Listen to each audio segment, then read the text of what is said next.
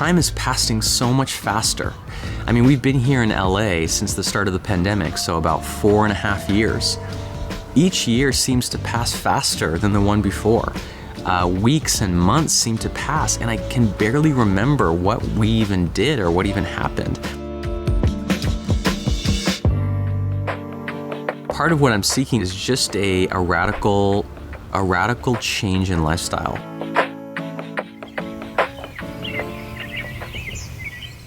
Hey everyone, I wanted to do something different today. I've never done a video quite like this one, but there are 3 big events coming up in my business and in my life that are monumental, that it's gonna change everything, and that I wanna share with you. So first, we're moving to Mexico. A number of people, both in our families and friends and online, have asked me why. Why we're doing this kind of slightly crazy thing. So it really came down to the kids. As soon as you have kids, as soon as you conceive, as soon as you know that the kid is coming, suddenly this entire timeline springs into place. 1, 3, 4. And suddenly you know when things are going to be happening, right? More or less. You know more or less when they're going to be born. You know more or less when they're going to start school, when they're going to be in each grade, when they're going to go from preschool to kindergarten, elementary school to middle school to high school, and even, although this is hard to fathom, when they're likely going to leave home.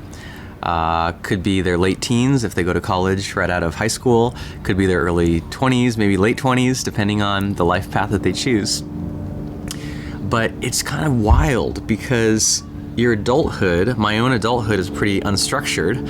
I tend actually not to think that far in advance. So as I began to think about that over the last year or two, I thought back to my own childhood. And one of the greatest gifts that my parents ever gave me was leaving the United States, taking us all out of school. They had 4 kids. I was the oldest, I am the oldest, and moving to Brazil. We moved to a small town in the mountains, a couple hours outside of São Paulo, called Campos do Jordão. It was a pretty ordinary little town, a little bit touristy. And that one year, we were only there for a single year, from August 1998 to August 1999, was the most pivotal year of my life. It unlocked so many things for me. Not just things related to Brazil. Yes, it gave me kind of access to my Brazilian heritage, connected me much more closely with my Brazilian family. My mother's Brazilian, so we had a lot of extended family there. It was during that year that I fell in love with writing. It was the first time that I wrote something because I wanted to write it, which was these letters that I would email back home about our different adventures in Brazil. And I really learned so much about myself, having to adapt to a new culture, a new place, having to really make a whole new set of friends. My parents just put us straight into public school on day 1, and there was no transition, nothing. We were just put in public school, and I really had to sink or swim. And it really changed who I am and made me who I am today. So thinking now, all these years later, 25 years later, to my own kids, I want to give them that same gift. There's no gift that I can think of that will be more valuable to them than knowing a language, being in touch with their heritage. My wife, Lauren, is from a Mexican family, so they have a lot of roots there.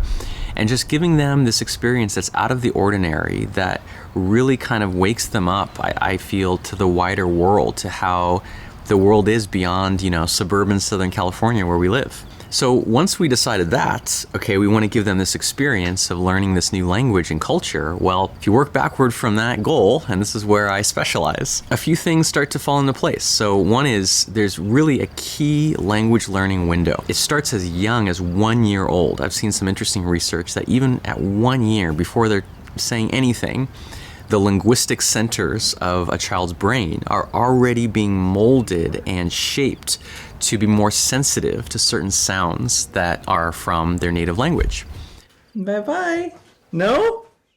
But really, I think it's pretty clear between, say, 2 or 3 and 7, 8, 9, there's no clear exact cutoff. But the earlier, the better, clearly. And so I realized, well, we just have a certain number of years. My son, my oldest, is already 3 years old. Okay, look this way. What are you doing?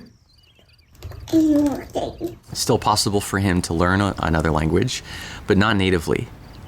And that's been another powerful lesson for me, is there's a huge difference between speaking a language fluently and speaking it natively. I speak Portuguese fluently, but not natively. I have an accent, and there's a lot of things I don't know. Então acho que fazer menos é mais. Fazer mais não é mais. And what I saw is we have the chance to give both our kids the gift of being natively fluent in Spanish and really feeling Mexican. They probably won't feel fully Mexican or fully American, but that's also a gift. Having an identity that is a little more complex, that has different facets to it. I know that's been a huge part of my own life, is I'm mostly American and see things mostly through an American perspective. But I have this other kind of mode, my Brazilian mode, that I can switch into, and often do. There's a lot of situations, when things are a little more fluid and a little more complex and uncertain, when the Brazilian mindset, the Brazilian way of being is actually better suited and is more effective. Compre já! Já! So that was everything that my wife and I were thinking of. And then a couple months ago, I was invited to give a speech at a conference in Puebla in Mexico. I used that opportunity to also launch my book, Building a Second Brain, in Spanish. During that conference, I met someone, made a new friend. He invited me to his small town outside of Mexico City. And this wasn't part of a plan or a strategy or anything. I just said, sure, I'll visit your little town. And then we went there. It was a couple hours in the mountains, about 2 hours west of Mexico City. It's called Valle de Bravo, is the name of the town. And suddenly I was there, and it was like one of these visions, one of these just light bulb moments where I realized this could be it. This could be the place. And it's perfect. Everything about it. From being a smaller town where life is a bit slower paced and you kind of get to know your neighbors and, have that slightly more rural pace of life, which is something I'm seeking. After, a decade of growing this business, I'm ready for a slightly slower pace. To that town being, despite being small, being kind of a hotbed of entrepreneurship and innovation and creativity and art. A lot of people during the pandemic, I'm told, left Mexico City and went to this small town for what they thought would be a temporary period. And then after the pandemic was over, as kind of happened in the US as well, a lot of people realized, oh, we can now work remotely, or we always could, and now we really see what it would look like. And so there was established a more permanent kind of population, which is the population that we're going to be a part of. There were a few other considerations. So one was the fact that it's close. My wife and I actually lived in Mexico City for all of 2019. So we almost had like a trial run. We had like a test period, and saw that Mexico City is the perfect distance away. It's a few hours, 4 hours, 4.5 hours. So the flight doesn't kill you. It's similar time zones, so you don't have awful jet lag. It's easy to come, and it's also easy to go. So we'll probably come back pretty often, probably every 2 to 3 months at least. And also, I think there's a good chance that a lot of our family, who we're very close to, I have 3 siblings, Lauren has 4 siblings, and of course we have all of our friends here because both Lauren and I grew up in Southern California. So I'm actually hoping and expecting that a lot of our social life will remain intact and even expand through the friends that we make in Valle. And then finally, thinking about how this would affect the business, I actually think it's not going to change very much. A couple things. First, we've already stopped teaching the cohorts. That would be kind of the most intense thing that I would be doing, that I have to be online at a certain time. Those are now over. So my work in particular has largely become asynchronous and remote. So I do have Zoom meetings now and then. I do sometimes do, Zoom calls where I'm teaching, but those are very flexible. They can be scheduled around my needs. Largely we depend on things like books, my writing of books, self-paced online courses, my blog posts, things that I can do on my own time. And I actually even think that the slower pace of life and the more expansive kind of schedule of a smaller town is actually going to help my writing quite a bit. Even YouTube videos, which was one of the things that we weren't sure how that was going to adapt. We have this beautiful studio here in Los Angeles. I think it's going to be quite feasible. I'm hoping we're going to make like a little mobile kit, like a suitcase with the minimum gear that we need, which is actually the gear that we're using right now. Tell me if it's adequate production quality. to set up a little makeshift studio and then possibly build out a studio in Baye, the same as we've done here. So that's the rationale on a practical level. And I think there's something which is possibly the most important thing on the philosophical level, which is I really noticed, I'm turning 39 in a few days. And the next year I'll turn 40. And I feel the passage of time. I feel it, with aging. I feel it in my body, that my body is not what it used to be. In my mind is not what it used to be. I feel it in my changing priorities and values. I mean, in particular, the family is just the all-important priority in my life right now. And work has honestly taken a backseat to that. But there's things I noticed too, like time is passing so much faster. So much faster. I mean, we've been here in LA since the start of the pandemic, so about 4.5 years. Each year seems to pass faster than the one before. Weeks and months seem to pass, and I can barely remember what we even did or what even happened. I think kids, in a strange way, also accelerate. They make the days and the hours pass slower, but they make the years pass faster. And so I think part of what I'm seeking with this move too is just a radical change in lifestyle, really in a way for the sake of change. I think sometimes you just have to kind of do a hard left turn and change things up, introduce novelty in your life, just for the purposes of making time pass slower, kind of exploring a new lifestyle and a new pace of life, as I said, exploring a new identity. I'm curious what it would mean to be really an author, to really embrace that identity and that lifestyle of an author and lean into book writing, which is my favorite thing to do. It's the kind of project that I think I'm best suited to. And so this is really just a grand experiment. It's a grand experiment to see what it will be like to completely upend our routines and root ourselves. We're committing to at least 2 years in Mexico. Really root ourselves for, the long term or intermediate term in a completely new place and see what comes of it. I honestly have no idea. We may hate it. Maybe we'll miss the city too much. We'll miss the US too much. We'll miss our friends and family too much. But I have a feeling, as every past living abroad experience has been for me, that it's going to be something that we look back on and really value and really feel like that was one of the most valuable decisions that we made. So here's hoping, and I'll definitely be sharing how that goes as it happens. Second life update is our summit. This has been already such a journey. We're still 5 months away. It's happening October 3rd and 4th in Los Angeles. And this has been such a dream for so many years. Think of like an interfaith conference where different denominations or even different religions, different faiths come together. And they come together kind of in a spirit of mutual trust and cooperation. They come together not to debate their differences, but to focus on what they share, which is quite a lot. I liken that situation to the online world. The internet in general is very tribalistic and very kind of ideological, but the productivity world and the second brain world and the PKM world, the niche of PKM and second brains, is also especially this way. I feel like people are so caught up, a lot of people, in what is right and wrong, what is the best technique or tool or app or whatever, what is the worst, what is the good way, what is the bad way, who's right and who's wrong, which is really not helpful and it's really not needed, right? In the world of productivity and creativity and knowledge management, it's not really the realm of right and wrong. It's the realm of helpful or not helpful, useful or not useful, effective or not effective. And I kind of want to bring people together to just show them, we can come together as humans, look each other in the eye, and just remember that we're all doing our best. We're all just trying our best to achieve our goals and express our creativity and have some impact on ourselves or our families or the world. And that these little debates that we get into online are really just implementation details, right? We will talk about them. We will talk about the tools and the techniques.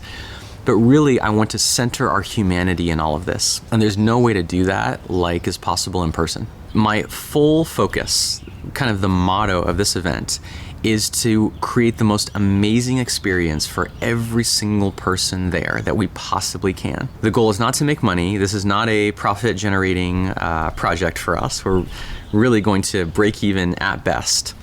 We're not going to have sponsors, maybe just one or two, but it won't be a sponsor-centric event.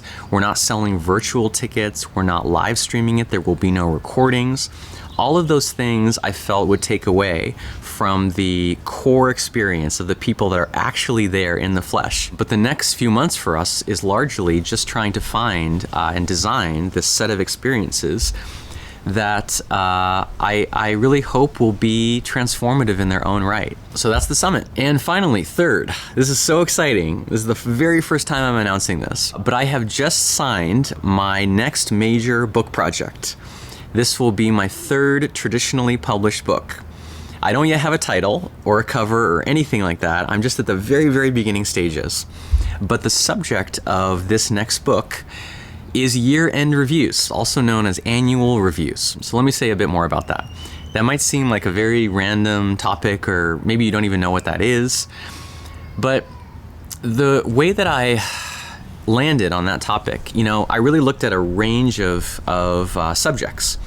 I loved the process, the whole experience of writing my last two books, Building a Second Brain and The Para Method, everything about them. I loved the research, I loved the writing, I even loved the editing, the fact-checking, the marketing even. Everything about it was just so much fun.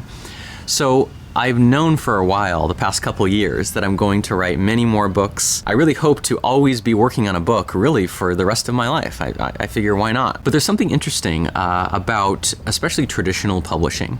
For Building a Second Brain, it took 2 years just to get that project going, 3 years to get it published, and then I've been marketing it for essentially the past 2 years.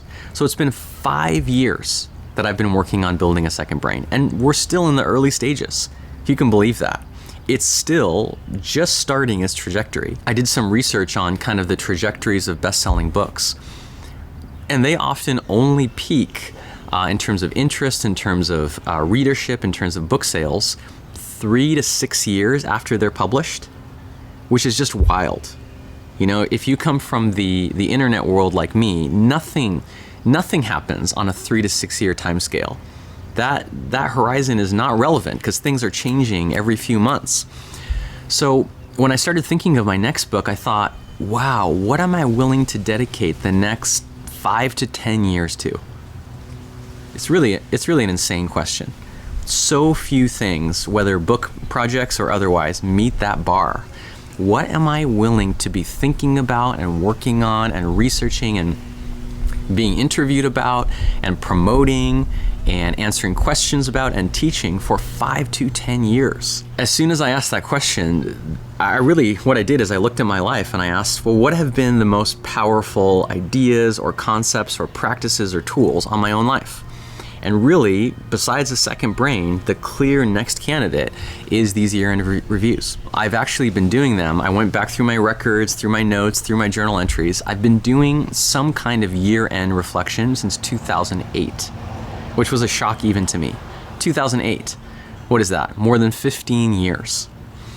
And over those years, of course, the practice that I follow has evolved tremendously from, 10 minutes of me writing 3 goals on a Post-it note, which was what I did in 2008 and 2009, to today, where I actually try to do a whole trip, try to do a weekend, retreat, spend a lot of time really deeply diving into my hopes and my dreams and my goals and my psychology and my blind spots and all this stuff. So there's a big spectrum there, but I can't think of anything that has shaped, every aspect of my life, not just my work and my business and my achievements, but my relationships, my personal growth, my health, my relationship with my family, everything has really been created. That's how I think of it, is I was really able to create a space during these year-end reflections where I authored my life. I was able to design the kind of life that I wanted with so much more intention and purpose and agency than I think I would have been capable of otherwise. It's kind of like in the day-to-day, hubbub. Day-to-day life is not meant for deep introspection. It's just not.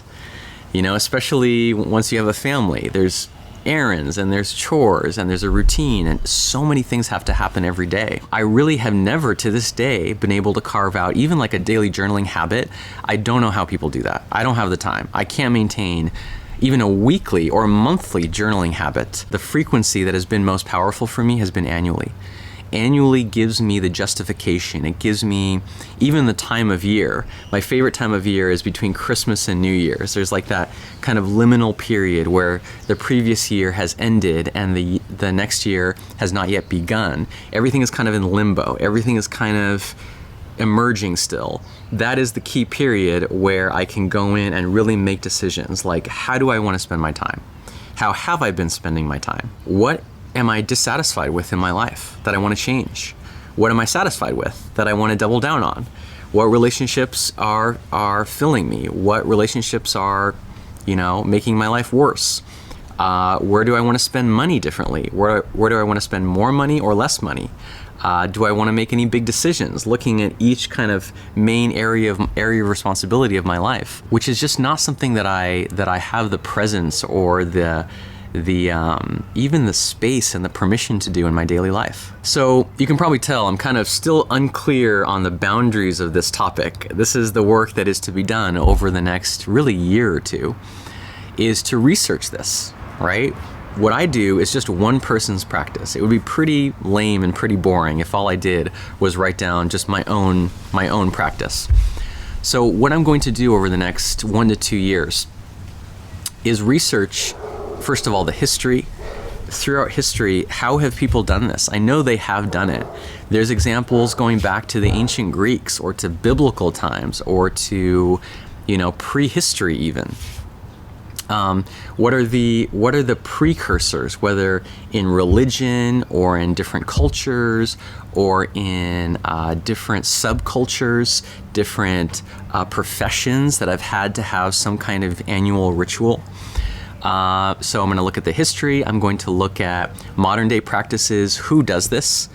I've heard many stories from entrepreneurs and executives, but I'm going to find examples of authors that have done it, of artists, of business leaders, of founders, on the full spectrum, from super left-brained analytical people that really looked through the data and analyzed, their past and their finances and their productivity tracking, time tracking data and all this stuff, all the way to the other end of the spectrum, which increasingly is where I find myself, which is really trying to examine your emotions, your feelings, your subconscious, really looking at your past, where you came from, your roots, your origins, some of the belief systems and also the limiting beliefs that were passed on to you. I'm really going to do a deep dive on all the facets of this particular practice, which is an annual review, which, if you really think about it, is just a gateway. This is kind of like how I like to write books, is to pick a very specific, tangible, practical mechanism, whether that's a second brain or whether that's organizing your content with Para, but then use that kind of practical mechanism as a doorway to explore some space that is much more transcendent and much more metaphysical, and honestly much more about personal growth and personal development. So the kind of apparent focus of the book will be annual reviews, but I really hope to explore all the things that I've just mentioned, which really have to do with personal development at the end of the day. So this is going to be a long journey. You're going to see me starting to publish a lot of different content as part of my research for this book. I will be submitting the final manuscript towards the end of 2025, so the end of next year. And then it will likely come out towards the end of 2026, so in about 3.5 years. 2 to 2.5 years. In time for the end of year annual review season at the end of 2026. So I hope you stay tuned for updates on that. It's a long ways in the future, but I will be sharing a lot of the journey as I always do. And if anything from this resonated, I know this was a lot of information that I shared, a lot of personal stuff as well. If any of it resonated, if you have any ideas for me, any suggestions of books or ideas or thinkers that I should check out, I would really, really love for you to share those in the comments. And just in general, if this was a valuable video for you, if you enjoyed hearing some of these life updates, let me know. Let me know what was interesting or what was surprising or what you found for yourself and what I've shared. And maybe if you liked it, I'll do more in the future. So thank you for watching, and I'll talk to you soon.